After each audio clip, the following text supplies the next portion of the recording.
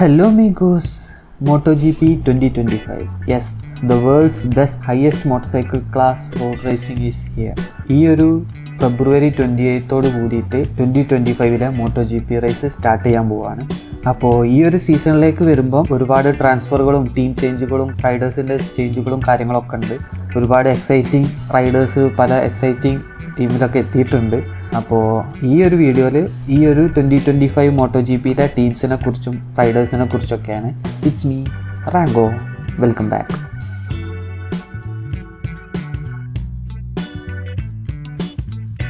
MotoGP 2025. Yes, ഈ ഒരു ഫെബ്രുവരി 28 കൂടിയിട്ട് നമ്മുടെ 2025 MotoGP സീസൺ സ്റ്റാർട്ട് ചെയ്യാൻ പോവാണ്. അപ്പോൾ പുതുതായിട്ട് MotoGP ഒക്കെ വാച്ച് ചെയ്യാൻ സ്റ്റാർട്ട് ചെയ്യുന്നവർക്ക് ഈ ഒരു 2025 ടീംസിനെ കുറിച്ചും അതുപോലെ തന്നെ ഓരോ ടീമിലെ റൈഡേഴ്സിനെ കുറിച്ചൊന്നും വലിയ ഐഡിയ ഉണ്ടാവില്ല. അങ്ങനെയുള്ളവർക്ക് വേണ്ടിയിട്ടുള്ള ഒരു ചെറിയ വീഡിയോ ആണിത്. അപ്പോൾ തുടക്കത്തിൽ തന്നെ നമുക്ക് ഈ ഒരു 2024 2025 വരുമ്പം ഒരുപാട് ട്രാൻസ്ഫറുകൾ നടന്നത്. ആദ്യം അതിനെക്കുറിച്ച് നമുക്ക് പറയാം. അതിനുശേഷം നമുക്ക് ഓരോ ടീമിൻ്റെയും ഓരോ റൈഡേഴ്സിനെ കുറിച്ച് ഡീറ്റെയിൽ ആയിട്ട് വരാം. ആദ്യം തന്നെ നമ്മുടെ ഡുക്കാറ്റി ലെനോവ ടീമിൽ പെക്ക ബന്യായും അതുപോലെ തന്നെ എനിയ അഗസ്റ്റിനിയാണ് ഉണ്ടായിരുന്നത്. പെക്ക ബന്യായ ഈ ഒരു 2025 സീസണിലും സെയിം ടീമിൽ തന്നെ ഉണ്ട്.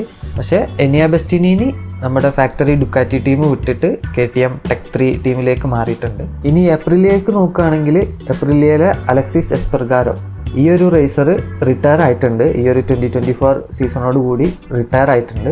ഇനി ടെസ്റ്റ് റൈഡറായിട്ടും അതുപോലെയുള്ള വൈൽഡ് കാർഡ് എൻട്രി ഇതുപോലെയുള്ള സംഭവങ്ങളൊക്കെ ആയിട്ട് ഈ ഒരു റേസർ നമുക്ക് ഇനി കാണാൻ പറ്റും. പക്ഷേ ഒഫീഷ്യൽ MotoGP റേസിംഗിൽ നിന്ന് അലക്സിസ് എസ്പെർഗാരോ റിട്ടയർ ആയിട്ടുണ്ട്.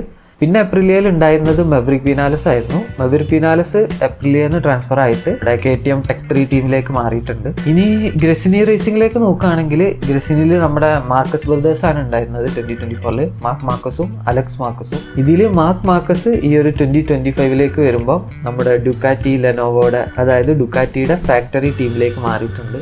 മാർക്കസ് ഗ്രസിനിയിൽ കഴിഞ്ഞ സീസണിൽ സെക്കൻഡ് ഹാഫിലൊക്കെ ഭയങ്കര അടിപൊളി പെർഫോമൻസ് ആയിരുന്നു. മാർക്കസിനെ ഡുക്കാറ്റിയിൽ കാണുമ്പോൾ ആ ഒരു എക്സൈറ്റ്മെൻ്റ് ഒക്കെ കഴിഞ്ഞ സീസണിൽ നമുക്ക് കിട്ടിയതാണ്.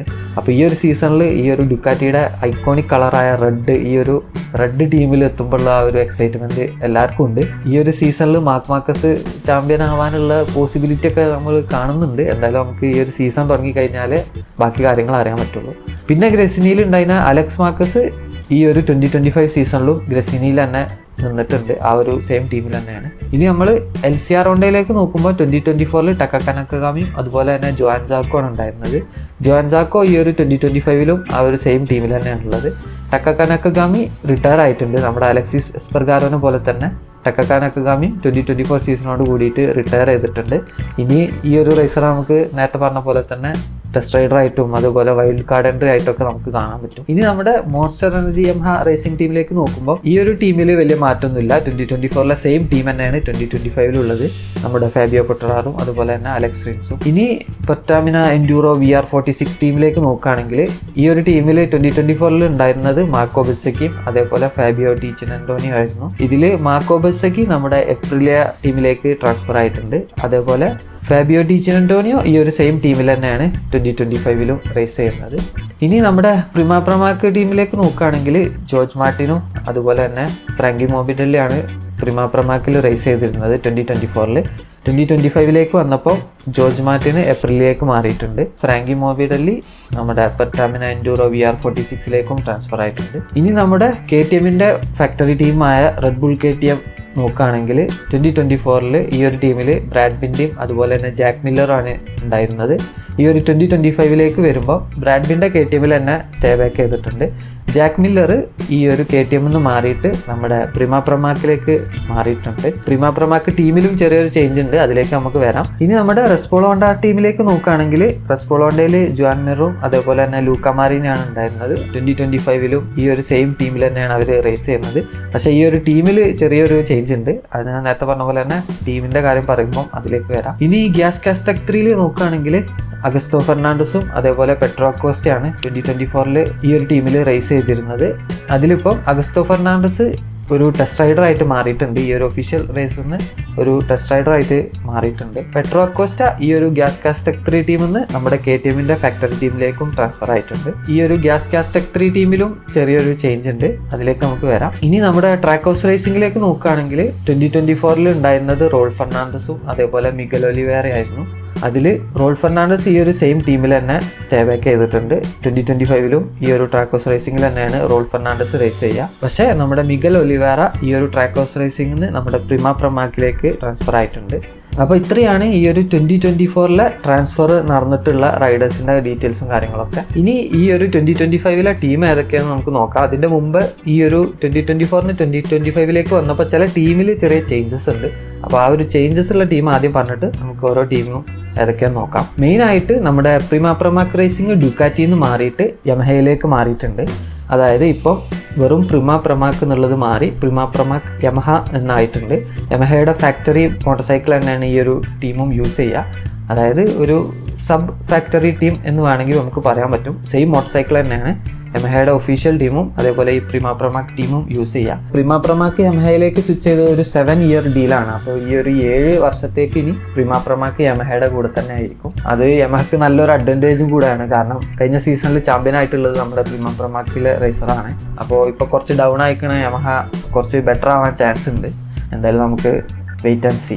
അതാണ് ഒരു ചേഞ്ച്. പിന്നെ നമ്മുടെ KTM മോട്ടോർ സൈക്കിൾ യൂസ് ചെയ്തിരുന്ന ഗ്യാസ് കാസ്റ്റക് 3 ടീം ഇപ്പം KTMന്റെ ഫാക്ടറി ടീം എന്നായിട്ട് മാറിയിട്ടുണ്ട്. അതായത് റെഡ് ബുൾ KTM ടെക് 3 എന്ന് പറഞ്ഞിട്ട് നമ്മൾ ഗ്യാസിനെ ഒഴിവാക്കിയിട്ട് KTMന്റെ ഫാക്ടറി മോട്ടോർ സൈക്കിൾ യൂസ് ചെയ്യുന്ന സെയിം ടീം തന്നെയാണ്. അപ്പോൾ KTMന് രണ്ടും സിമിലർ ടീം തന്നെയാണ്, ഒന്നിലൊരു ടെക് 3 ഉണ്ട് എന്ന് മാത്രമേ ഉള്ളൂ. പിന്നെ ഒരു ചേഞ്ച് വന്നിട്ടുള്ളത് ഹോണ്ടയിലാണ്. ഹോണ്ടയുടെ റെസ്പോൾ ഹോണ്ടയിൽ നിന്ന് സ്പോൺസറായ റെസ്പോൾ ഒരുപാട് കാലത്തിന് ശേഷം ഈ ഒരു സ്പോൺസർഷിപ്പ് ഒഴിവാക്കിയിട്ടുണ്ട്. എനിക്കൊന്ന് ഓൾമോസ്റ്റ് 30 ഇയേഴ്സ് ഹോണ്ടയുടെ കൂടെ ഉണ്ടായിരുന്നതാണ് റെസ്പോൾ. ഇപ്പോൾ അവർ പോയി, പകരം ആ ഒരു ഗ്യാപ്പിലേക്ക് കാസ്ട്രോളാണ് വന്നിട്ടുള്ളത്. അപ്പോൾ ഈ ഒരു 3 ടീമിലുമാണ് മെയിനായിട്ട് ചേഞ്ചസ് വന്നിട്ടുള്ളത്. ബാക്കി ടീമെല്ലാം തന്നെ നമ്മുടെ 2024 സീസണിലെ സെയിം ടീം തന്നെയാണ് 2025 വരുന്നത്. ഇനി നമുക്ക് ഈ ഒരു 2025 സീസണിലെ മൊത്തം ടീമുകളെ ഏതൊക്കെയാണെന്ന് ജസ്റ്റ് ഒന്ന് നോക്കാം.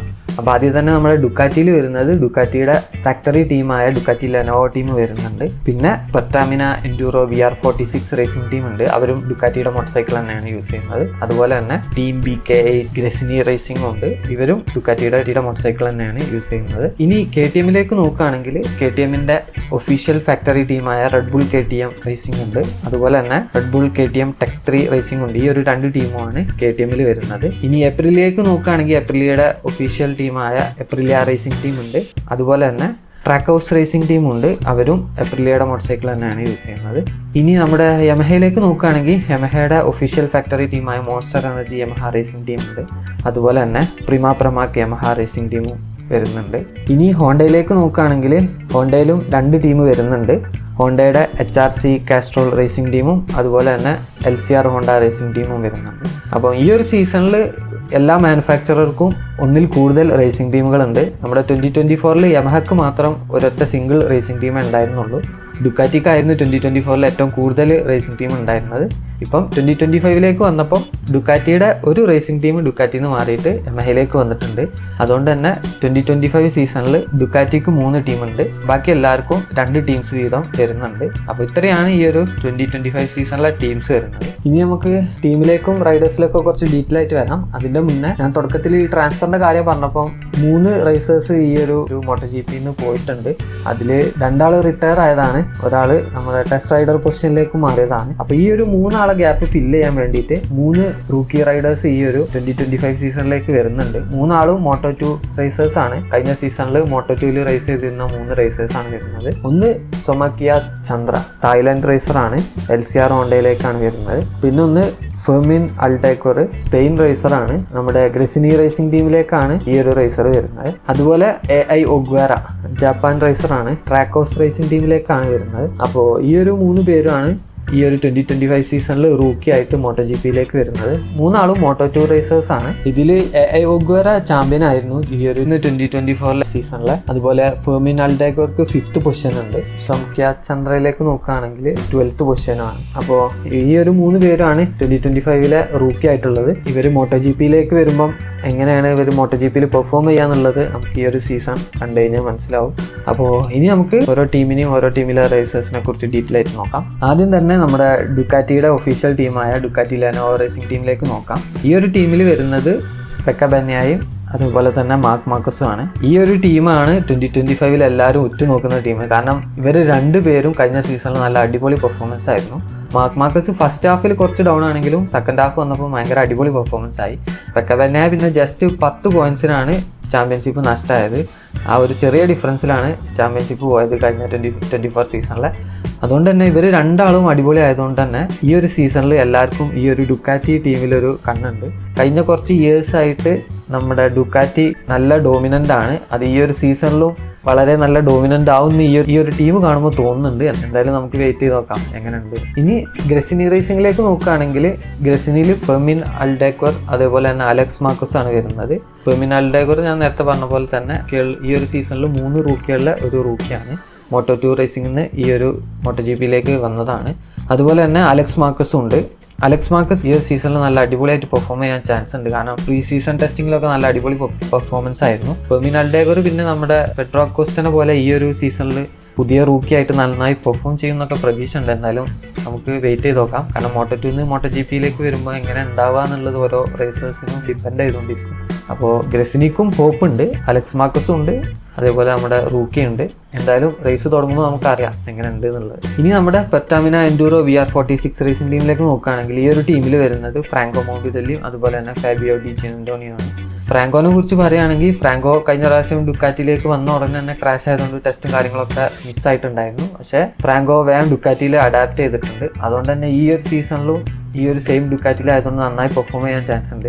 പിന്നെ ഫാബിയോ ഡി ജിനന്റോണി ആയാലും അത്യാവശ്യം ടെസ്റ്റിലും കാര്യങ്ങളിലൊക്കെ നന്നായി പെർഫോം ചെയ്തിട്ടുണ്ട്. അപ്പം ഈ ഒരു ടീമും എന്തായാലും ഒരു മിനിമം ആവറേജ് പെർഫോമൻസ് എന്തായാലും കാഴ്ചവെക്കും. അപ്പോൾ ഇത്രയാണ് ഡുക്കാറ്റിൻ്റെ റേസേഴ്സ് വരുന്നത്. ഇനി നമുക്ക് ഏപ്രിലേക്ക് നോക്കുകയാണെങ്കിൽ ഏപ്രിലിയ റേസിംഗിൽ 2 ആളുള്ളത് ജോർജ് മാർട്ടിനും അതേപോലെ തന്നെ മാർക്കോ ബിസിക്കിയാണ്. ജോർജ് മാർട്ടിന് നമുക്ക് എല്ലാവർക്കും അറിയാം കഴിഞ്ഞ സീസണിലെ ചാമ്പ്യൻ ആയിരുന്നു. പക്ഷേ ഡുക്കാറ്റിയിൽ നിന്ന് ഈ ഒരു ഏപ്രിലിയ റേസിംഗിലേക്ക് ട്രാൻസ്ഫർ ആയതാണ്.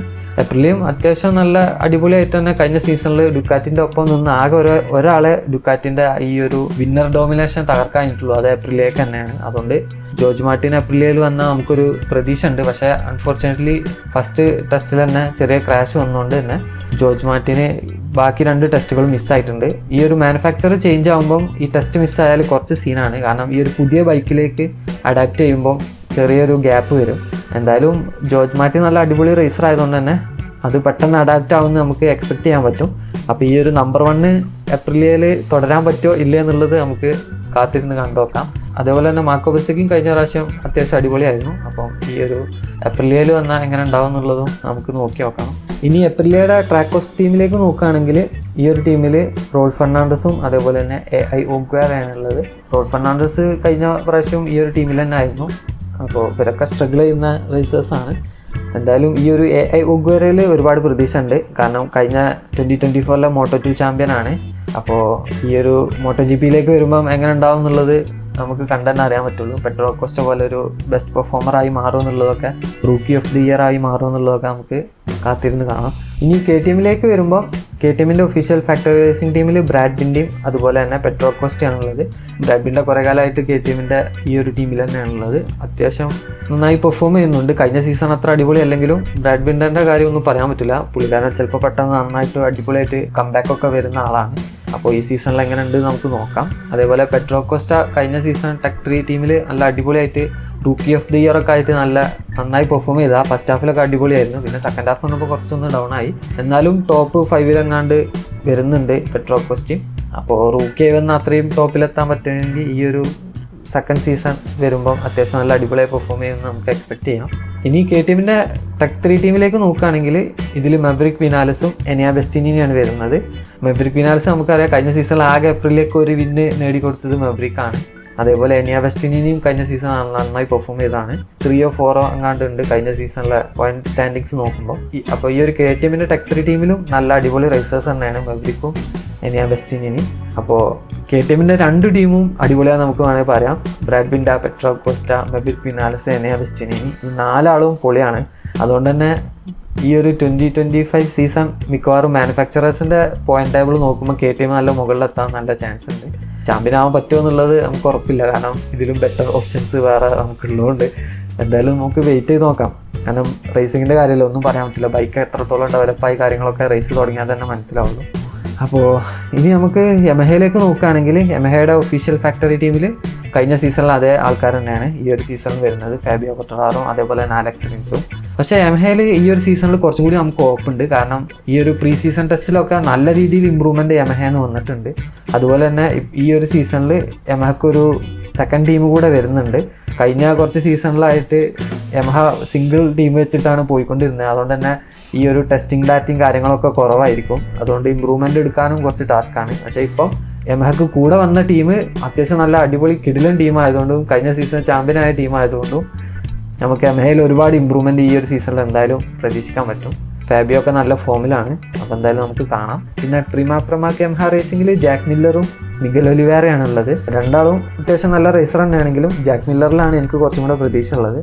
ജാക്ക് മില്ലർ പ്രിമാപ്രമാക്ക് റേസിംഗിലായിരുന്നു പണ്ട്, പിന്നെ ഇപ്പം വീണ്ടും ഈ ഒരു പ്രിമാപ്രമാക്കിൽ തന്നെ തിരിച്ചു വന്നതാണ്. അപ്പോൾ ഈ ഒരു പ്രീ സീസൺ ടെസ്റ്റിൽ യമഹ ബൈക്ക് ഓടിച്ചിട്ട് പുള്ളിക്കാരൻ നല്ല കോൺഫിഡൻ്റായി സംസാരിച്ചിട്ടുണ്ടായിരുന്നു. അതായത് ഒരു ഡിഫറെൻറ്റ് ബൈക്കായി തോന്നുന്നില്ല, വേഗം ഈസിലി അഡാപ്റ്റ് ആവുന്നുണ്ട്, ഈസിലി മാനേവർ ചെയ്യാൻ പറ്റുന്നുണ്ട് എന്നുള്ള കാര്യങ്ങളൊക്കെ ജാക്ക് മില്ലർ പറഞ്ഞിട്ടുണ്ടായിരുന്നു. അപ്പോൾ ജാക്ക് മില്ലറും ഈ ഒരു സീസണിൽ നന്നായി പെർഫോം ചെയ്യുമെന്ന് നമുക്ക് എക്സ്പെക്ട് ചെയ്യാം. അപ്പോൾ യമഹക്കും ഈ ഒരു സീസണിൽ നല്ല ഹോപ്പ് ഉണ്ട് എന്നുള്ളത് നമുക്ക് ഈ ഒരു 2 ടീം കണ്ടാൽ തന്നെ മനസ്സിലാവും. പിന്നെ ഉള്ളത് ഹോണ്ടയുടെ 2 ടീമാണ്. ഹോണ്ടയുടെ HRC കാസ്ട്രോൾ ടീമിൽ ലൂക്ക മാരിനിയും ജോൺ മീറും ആണുള്ളത്. കഴിഞ്ഞ സീസണിലെ അതേ ടീം തന്നെയാണ്. പക്ഷേ ഹോണ്ടയും യമഹയും നമ്മുടെ ജാപ്പനീസ് മാനുഫാക്ചറേഴ്സ് കുറച്ച് സീസണായിട്ട് ഡൗൺ ആയിരുന്നു. ഹോണ്ടയാണ് ഏറ്റവും താഴെ ഉണ്ടായിരുന്നത് കഴിഞ്ഞ സീസണിൽ. അപ്പോൾ ഈ ഒരു സീസണിലെ പ്രീ ടെസ്റ്റിങ്ങിലൊക്കെ ഹോണ്ട നല്ല ഇമ്പ്രൂവ്മെൻറ്റ് കാണിച്ചിട്ടുണ്ട്. അത്യാവശ്യം ടോപ്പിൽ തന്നെ ടോപ്പ് 10ലും ടോപ്പ് 5ലൊക്കെ ഹോണ്ട വന്നിട്ടുണ്ട്. അപ്പോൾ ലൂക്ക മാരിനിയും ജോൺ മീറും ഇവരിലും നമുക്ക് പ്രതീക്ഷ ഉണ്ട്. എന്തായാലും നോക്കാം ജാപ്പനീസ് മോട്ടോർ സൈക്കിൾ എത്രത്തോളം ഇമ്പ്രൂവ്മെൻറ്റ് വന്നിട്ടുണ്ട് എന്നുള്ളത്. ഹോണ്ടയുടെ മറ്റൊരു ടീം LCR ഹോണ്ടയാണ്. LCR ഹോണ്ടയിൽ ജോൺ ജാക്കോ അതുപോലെ തന്നെ ഒരു പുതിയ റൂക്കി കൂടെ വന്നിട്ടുണ്ട്, ചൊംകിയ ചന്ദ്ര എന്ന് പറഞ്ഞിട്ട്. നമ്മുടെ തായ്ലൻഡ് റേസറാണ്. എനിക്ക് തോന്നുന്നത് സൗത്ത് ഏഷ്യയിലെ ഫസ്റ്റ് റേസറോ തായ്ലൻഡിലെ ഫസ്റ്റ് റേസറാണ്. അതുപോലെ തന്നെ സൗത്ത് ഏഷ്യയിലെ ഫസ്റ്റ് റേസർ, അങ്ങനെ എന്തോ ഒരു ടൈറ്റിൽ കൂടെ ഈ ഒരു റേസർക്ക് ഉണ്ട്. ഈ ഒരു റേസറും Moto2 തന്നെയാണ് വന്നത്. അപ്പോൾ എന്തായാലും എങ്ങനെ പെർഫോം ചെയ്യുന്നുള്ള കാര്യങ്ങളൊക്കെ റേസ് തുടങ്ങിയാലേ നമുക്ക് പറയാൻ പറ്റുള്ളൂ. അപ്പോൾ ഇത്രയാണ് ഈ ഒരു 2025 സീസണിലെ റേസേഴ്സിനെ കുറിച്ചും ടീമിനെ കുറിച്ചൊക്കെ എനിക്ക് പറയാനുള്ളത്. അപ്പോൾ ഈ ഒരു സീസണിൽ നിങ്ങൾ ഏറ്റവും കൂടുതൽ അടിപൊളിയായിട്ട് പെർഫോം ചെയ്യുന്ന ടീം ഏതാണോ, അതുപോലെ തന്നെ ഏത് റേസർക്കാണ് ചാമ്പ്യൻഷിപ്പ് അടിക്കാനുള്ള ചാൻസ് കൂടുതൽ എന്നുള്ള കാര്യമൊക്കെ നിങ്ങൾ താഴെ കമൻറ്റ് ചെയ്യാം. എൻ്റെ ഓപ്ഷൻ ഏതാണെന്ന് ചോദിക്കുകയാണെങ്കിൽ റേസർ എനിക്ക് ഏറ്റവും പ്രതീക്ഷ ഉള്ളത് മാർക്ക് മാർക്കസ് തന്നെയാണ്. പക്ഷേ അതിൻ്റെ കൂടെ തന്നെ നമ്മുടെ മാർട്ടിനും പെക്കബെന്യാക്കും കൂടെ സ്കോപ്പ് ഉണ്ട്. അതേപോലെ യമഹക്ക് നല്ലൊരു ഇമ്പ്രൂവ്മെൻറ്റ് വന്നിട്ടുണ്ട്, നമ്മൾ പ്രീ ടെസ്റ്റിങ്ങിലൊക്കെ കണ്ടതാണ്. അതുകൊണ്ട് ഫാബിയോയിലും ചെറിയൊരു ചാൻസ് ഞാൻ കാണുന്നുണ്ട്. എന്തായാലും ഈ ഒരു 4 റേസേഴ്സാണ് എൻ്റെ ലിസ്റ്റിലുള്ളത്. പിന്നെ ടീം നോക്കുകയാണെങ്കിൽ അതിലെനിക്ക് യാതൊരു കൺഫ്യൂഷനും ഇല്ല. ഒരേ ഒരു ടീം, നമ്മുടെ ഡുക്കാറ്റിയുടെ ഫാക്ടറി ടീം. അത് ഉറപ്പാണ്, ഈ ഒരു ടീം തന്നെ ആയിരിക്കും 2025 ടീം ചാമ്പ്യൻ ആവുക എന്നുള്ള കാര്യം ഷുവറാണ്. കൺസ്ട്രക്ടേഴ്സ് ചാമ്പ്യൻ പിന്നെ എന്തായാലും ഡുക്കാറ്റി തന്നെ ആവുള്ളൂ, അത് ഉറപ്പാണ്. പിന്നെ ഉള്ളത് KTM ആണ് ചാലഞ്ചിങ് ആയിട്ട് നിൽക്കുന്നത്. ഇനി നമുക്ക് മറ്റു കുറച്ച് റേസേഴ്സ് കൂടെ നമ്മുടെ ഈ ഒരു MotoGP ആയിട്ട് റിലേറ്റഡ് ആണ്. അതായത് ഈ ഒരു MotoGPയിലെ ഓസം മോട്ടോർ സൈക്കിൾസ് ഡെവലപ്പ് ചെയ്യാനും ടെസ്റ്റ് ചെയ്യാനൊക്കെ വേണ്ടിയിട്ടും കുറച്ച് റൈഡേഴ്സ് ഉണ്ടാവും. അപ്പോൾ ഈ ഒരു 2025 ഓരോ മാനുഫാക്ചറേഴ്സിനും ഉള്ള ടെസ്റ്റ് റൈഡേഴ്സിലേക്ക് നമുക്ക് ജസ്റ്റ് ഒന്ന് നോക്കാം. അപ്പോൾ യമഹയിൽ വരുന്നത് ആൻഡ്രിയ ടോവിൻസിയോസും അതുപോലെ അഗസ്റ്റോ ഫെർണാണ്ടസും ആണ്. ഇതിൽ അഗസ്റ്റോ ഫെർണാണ്ടസ് വൈൽഡ് കാർഡായിട്ടും യമഹ കൺഫേം ആയിട്ടുണ്ട്. ഏകദേശം നമ്മുടെ വൈൽഡ് കാർഡ് എൻട്രി ആയിട്ടുള്ള റേസറായിട്ടും അഗസ്റ്റോ ഫെർണാണ്ടസ് വരും എന്നുള്ള കാര്യം യമഹ കൺഫേം ചെയ്തിട്ടുണ്ട്. അപ്പോൾ ഈ 2 ആളാണ് നമ്മുടെ യമഹയുടെ ടെസ്റ്റ് റൈഡർ ആയിട്ടുണ്ടാവുക. അതുപോലെ KTMലേക്ക് നോക്കുകയാണെങ്കിൽ ഡാനി പെട്രോസിയും അതുപോലെ പോൾ എസ്പെർഗാരും ആണുള്ളത്. പിന്നെ ഹോണ്ടയിലേക്ക് നോക്കുകയാണെങ്കിൽ ടക്കക നകാമി ഉണ്ട്, അതുപോലെ തന്നെ അലക്സിസ് എസ്പെർഗാരും ഉണ്ട്. ഈ 2 ആളും 2025 സീസണോടെ റിട്ടയർ ആയ റേസേഴ്സാണ്. അവർ 2 ആളും ടെസ്റ്റ് റൈഡറായിട്ട് ഈ ഒരു 2025 സീസണിലുണ്ട്. അതുപോലെ അഗസ്റ്റോ ഫെർണാണ്ടസ് 2024 സീസണിൽ ഉണ്ടായിരുന്നു. ഇപ്പോൾ ടെസ്റ്റ് റൈഡർ ആയിട്ടാണ് ഈ ഒരു 2025 എൻ്റർ ചെയ്തിട്ടുള്ളത്. അതുപോലെ ഏപ്രിലേക്ക് നോക്കുകയാണെങ്കിൽ ഏപ്രിലിയയിൽ ലോറൻസോ സവത്തോറിയാണ് ടെസ്റ്റ് റൈഡർ ആയിട്ടുള്ളത്. പിന്നെ ഡുക്കാറ്റിലേക്ക് നോക്കുകയാണെങ്കിൽ മിഷൽ ഈപ്പിറോ ആണുള്ളത്. അപ്പോൾ ഇത്രയാണ് ടെസ്റ്റ് റൈഡേഴ്സ് വരുന്നത് ഈ ഒരു 2025 സീസണിൽ. അപ്പോൾ ഇത്രയൊക്കെയാണ് ഈ ഒരു വീഡിയോ. ഈ ഒരു വീഡിയോയിൽ എന്തെങ്കിലും ഡൗട്ടോ കാര്യങ്ങളോ ഉണ്ടെങ്കിൽ താഴെ കമൻറ്റ് ചെയ്യുക. വീഡിയോ ഇഷ്ടപ്പെട്ടാൽ ലൈക്ക് ചെയ്യുക, കമൻറ്റ് ചെയ്യുക, ഷെയർ ചെയ്യുക. It's me Rango signing out. By.